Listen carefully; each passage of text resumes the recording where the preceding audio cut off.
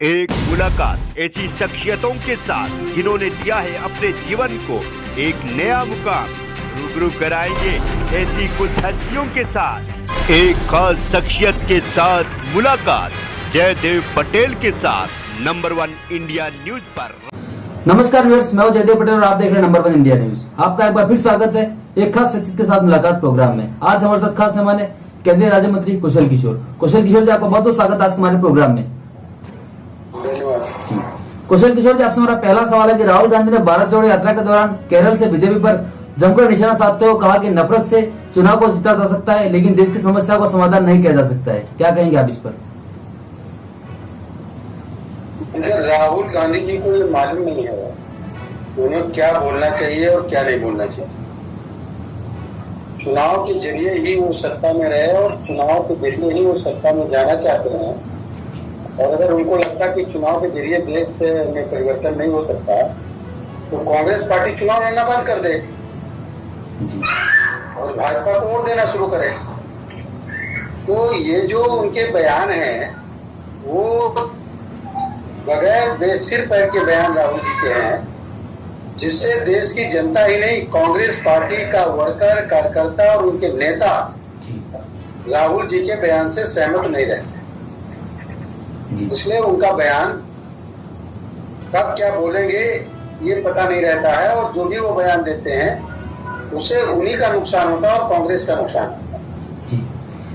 कुशल किशोर जी, लेकिन उनका ये भी कहना है कि जो विचारधारा है या जो सोच है कि घृणा का माहौल पैदा किया जा रहा है, ये बिल्कुल उचित नहीं है। हम लोग लगातार भारत को एक साथ जोड़ रहे हैं।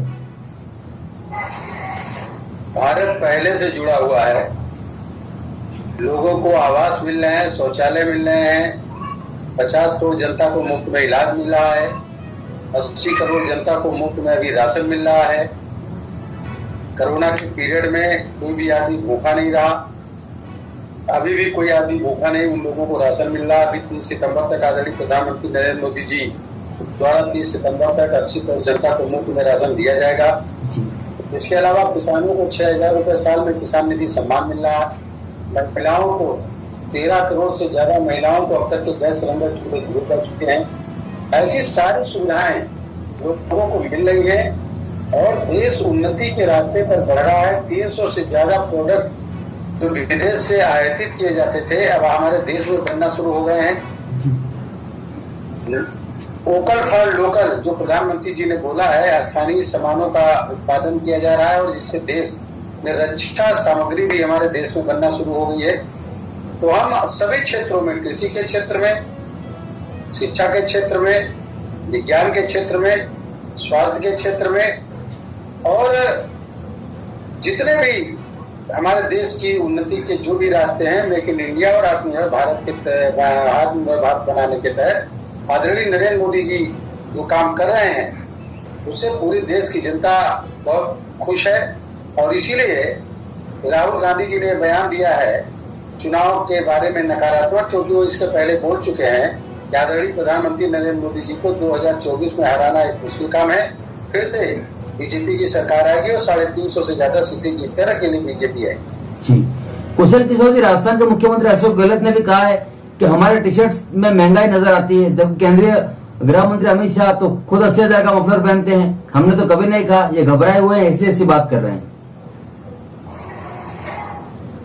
देखिए, अब गहलोत जी को हम क्या कहें, उनको अपने कपड़ों की तुलना अपने नेता राहुल गांधी जी से करनी चाहिए। तो उनके कपड़ों की कीमत क्या है, राहुल गांधी जी के कपड़ों की कीमत क्या है। जो नेता आम जनता के साथ रहेगा, उनकी बात करेगा, उनके जैसा दिखेगा, जनता उन्हीं को नेता मानती है, उनके साथ चलने का काम करती है। और घड़ी के पेंडुलम की तरह ऐसे ऐसे हिलने वाले लोग जो अपने विचारों पर नहीं टिकते, उनके साथ जनता नहीं जुड़ती।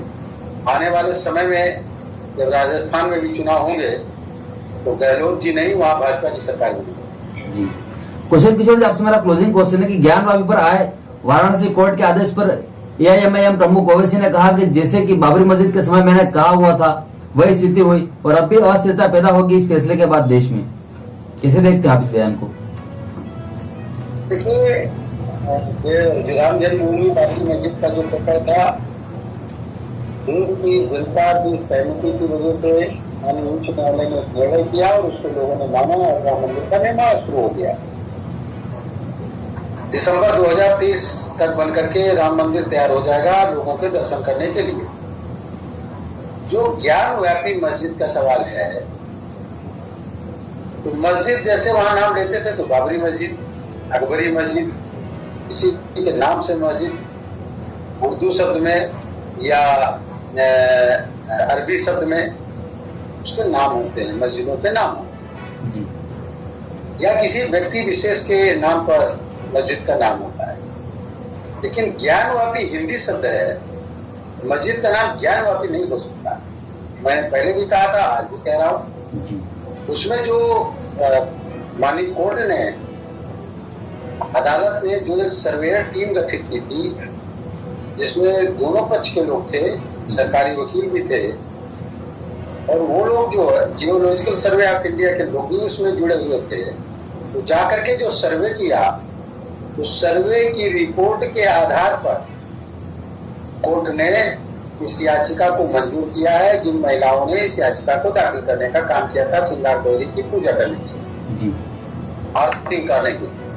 उस याचिका को स्वीकार कर लिया है, और याचिका स्वीकार करने का मतलब तभी है जब वो तथ्य पूरी तरीके से पाए गए हैं। और इसीलिए मैं अपील भी करना चाहता हूं आपके चैनल के माध्यम से हिंदुस्तान के सभी, चाहे हिंदू पक्ष के भाई हो चाहे मुस्लिम पक्ष के भाई, सभी लोग धैर्य से सब्र से काम लें।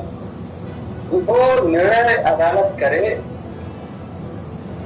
उसको माने, और निर्णय कराने के लिए जिसके पास जो भी साक्ष्य हो वो अदालत में प्रस्तुत करें। लेकिन जो कुछ नेता, कुछ लोग ओवैसी जैसे लोग या कुछ और कुछ मौलाना लोग भी जो भड़काऊ बात करते हैं, वो गलत है। लोगों को भड़काने की जरूरत नहीं है। मुसलमान भाइयों को, बहनों को इस निर्णय से कोई ऐतराज नहीं है। आम मुसलमान भाइयों को इससे कोई प्रॉब्लम, परेशानी नहीं है।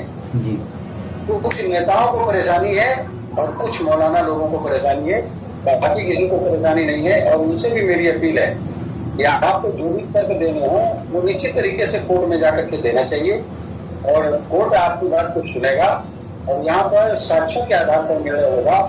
कोर्ट करता है, ना कि पक्षपात करके। जी, कुशल किशोर जी, आपने नंबर 1 न्यूज़ की समय निकाला, उसके लिए आपका बहुत बहुत धन्यवाद।